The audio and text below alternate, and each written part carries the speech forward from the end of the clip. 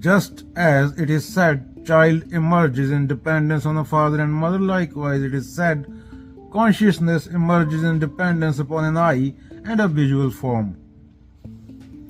जैसे एक बच्चा अकेले नहीं आता, पिता और माता के सहारे जन्म लेता, वैसे ही देखने की चेतना अकेले नहीं आता। जब आंख और रूप, जो चीज देखी जा रही है, मिलते हैं, तभी देखने का अनुभव होता है।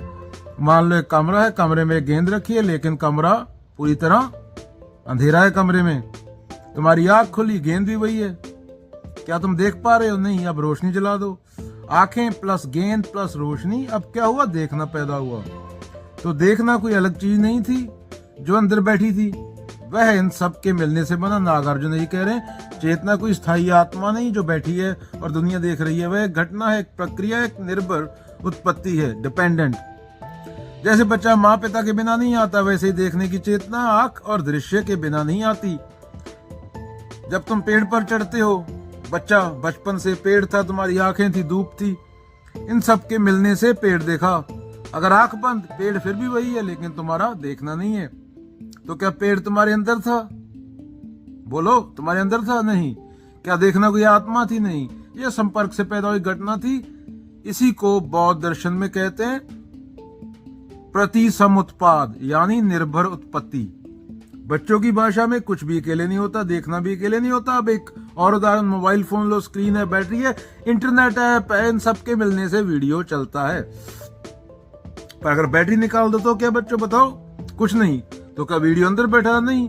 वह शर्तों से पैदा हो, वैसे ही चेतना शर्तों से पैदा होती है। नागार्जुन एक और गहरी बात भी कह रहे हैं, अगर चेतना निर्भर है तो वो स्वतंत्र आत्मा नहीं हो सकती। अगर आत्मा स्वतंत्र नहीं तो पकड़ने जैसा मैं भी स्थायी नहीं है। अब बच्चों के लिए सीधा, जब तुम आम देखते हो, आंख प्लस आम प्लस रोशनी मिला के देखने का अनुभव होता है। जब तुम आम चखते हो, जीभ और आम स्वाद की चेतना। जब तुम गाना सुनते हो, कान और साउंड ध्वनि सुनने की चेतना। तो सुनना भी स्थायी चीज नहीं है, देखना भी स्थायी नहीं है। मैं देख रहा हूं, यह भी एक विचार है जो बाद में आता है। पहले संपर्क होता है, फिर अनुभव, फिर विचार आता है, मैंने देखा। जैसे तुम्हारा भैंसा बफेलो घास खाता है, घास प्लस दांत प्लस पेट, पाचन, डाइजेशन। क्या पाचन कोई आत्मा है? नहीं, वह प्रक्रिया है। वैसे ही चेतना प्रक्रिया है।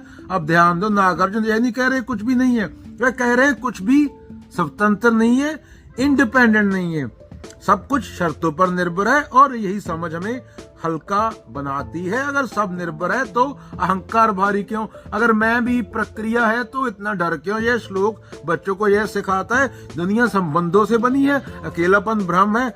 आंख बिना रूप कुछ नहीं, रूप बिना आंख अनुभव नहीं, दोनों मिलकर देखना बनाते हैं। और देखने के बाद मन कहानी बनाता है।